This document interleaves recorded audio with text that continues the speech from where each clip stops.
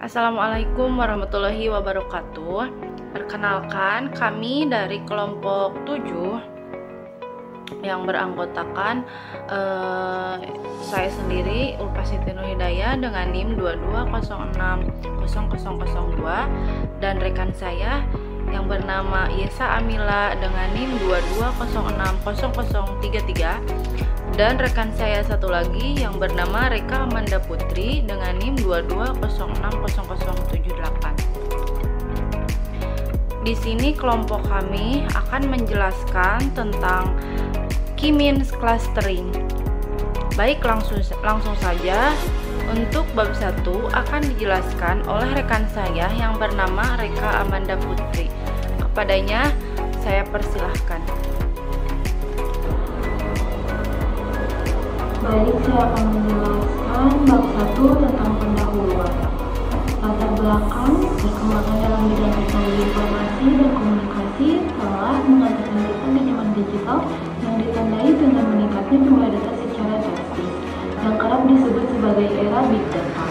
Algoritma key means dipilih karena metode klasterisasi dipakai membagi data menjadi beberapa klaster yang mendata dengan kemiripan tinggi dikelompokkan menjadi satu klaster. Data dengan karakteristik beda dikelompokkan ke klaster berbeda. Algoritma key means mudah diimplementasikan dan memberikan hasil yang baik dalam banyak kasus, karena hasil pengolahan key means hanya membutuhkan waktu rata-rata 1 detik, sedangkan pengolahan data pada key means membutuhkan waktu rata-rata 1 menit 30 detik.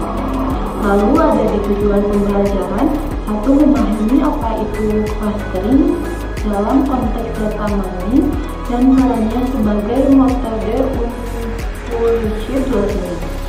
Lalu yang kedua, mendefinisikan algoritma key means dan tujuan utamanya yaitu mempartisi data ke dalam kelompok. Lalu yang ketiga, menganalisis kelebihan key means seperti kesederhanaan dan kecepatan komputasinya pada data besar. Lalu yang terakhir, memberikan contoh kasus penggunaan praktis di dunia nyata di mana algoritma key means dapat diaplikasikan. Contohnya segmentasi pelanggan dan konversasi gambar.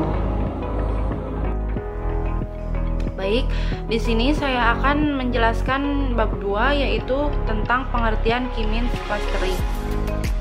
Key means clustering merupakan metode penganalisaan data atau metode data mining yang melakukan proses pemodelan tanpa supervised, unsupervised, dan merupakan salah satu metode yang melakukan pengelompokan data dengan sistem partisi.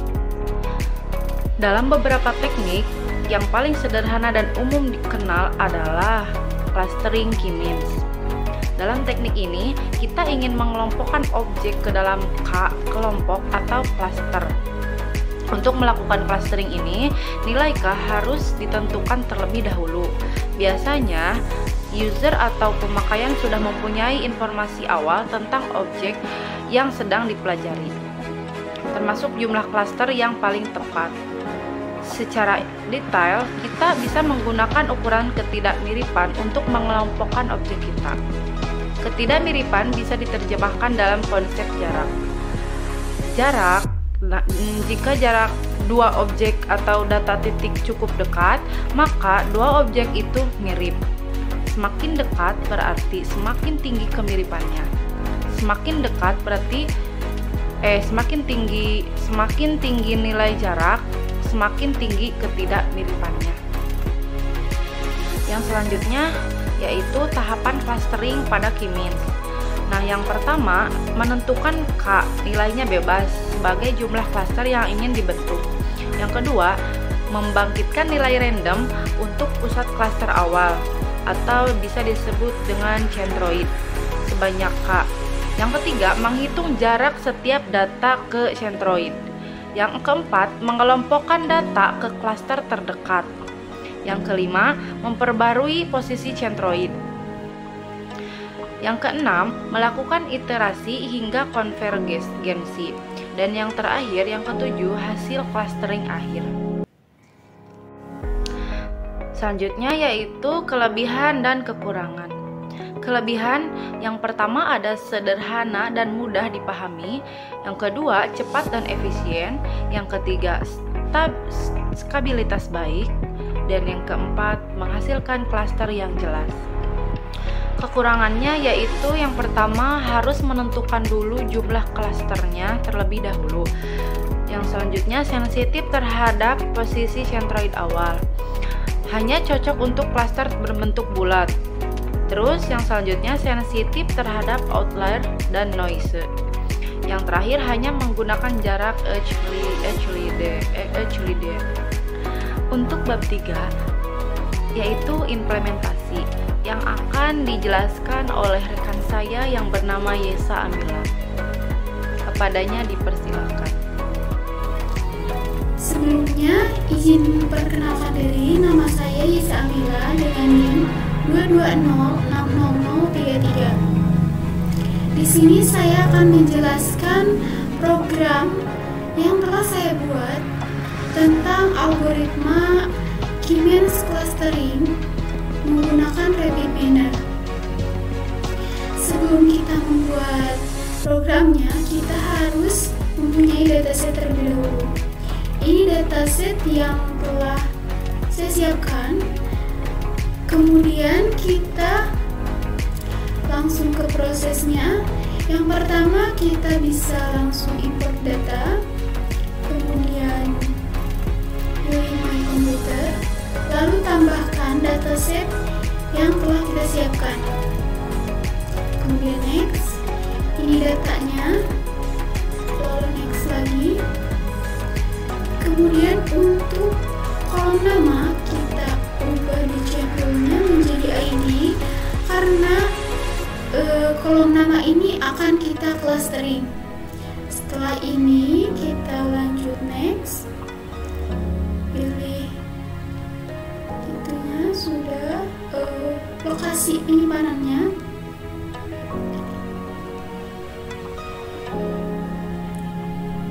Ini datanya yang sudah berhasil kita tambahkan.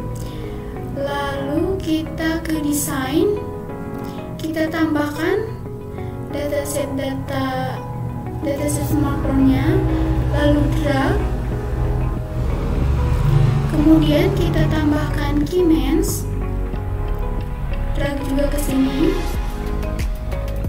Untuk K-means-nya, untuk clusternya ini kita mau berapa itu bisa disesuaikan. Di sini saya mau coba 2 ya. Setelah itu untuk datanya, kalau misalkan campuran kita bisa memilih mix. Lalu kita sambungkan dari data tadi ke clustering. Seperti ini, lalu coba kita jalankan. Ini hasil yang telah di cluster. Di sini ada cluster 1 dan cluster 0. Kita juga dapat melihat dalam bentuk lain, misalkan dalam bentuk histogram. Dapat kita lihat di sini untuk cluster 0 merupakan cluster yang paling rendah. Kemudian untuk cluster 1 itu cluster yang paling bagus karena dari baterainya juga lebih tinggi kualitasnya. Kemudian kita bisa melihat cluster modelnya. Untuk cluster 0 ada 12 items dan cluster 1 ada 17 items. Untuk total keseluruhan itu ada 29 items. Mungkin cukup sekian yang dapat saya sampaikan. Kurang lebihnya saya mohon maaf. Wassalamualaikum warahmatullahi wabarakatuh. Baik, untuk bab 4 yang akan dijelaskan atau dipaparkan oleh rekan saya yang bernama Reka Amanda Putri. Kepadanya dipersilahkan. Kalau yang terakhir ada di penutupan, kesimpulannya algoritma K-means clustering adalah metode unsupervised learning yang bertujuan untuk mengelompokkan data ke dalam sejumlah klaster berdasarkan kemiripan, biasanya menggunakan jarak Euclidean. Prosesnya melibatkan pemilihan sentroid awal secara acak, pengelompokan data berdasarkan jarak terdekat ke sentroid, lalu menghitung ulang posisi sentroid berdasarkan rata-rata titik-titik dalam klaster tersebut. Proses ini berulang hingga posisi sentroid stabil atau jumlah iterasi maksimum tercapai K-means, dikenal karena kesederhanaan dan kecepatan dalam menangani database besar. Meskipun memiliki kekurangan seperti kepekaan terhadap pemilihan sentroid awal dan bentuk klaster yang tidak bulat, algoritma ini banyak digunakan dalam segmentasi data, pelongkokan pelanggan, pengenalan pola, dan lainnya. Sarannya, mulailah memahami konsep data K-means melalui ilustrasi visual dan contoh sederhana, lalu praktikkan menggunakan aplikasi Graphing Reader agar lebih mudah dipahami. Gunakan database kecil terlebih dahulu dan tingkatkan pemahaman dengan mencoba metode evaluasi seperti elbow method. Baik, sekian presentasi dari kelompok kami. Mohon maaf apabila ada kesalahan.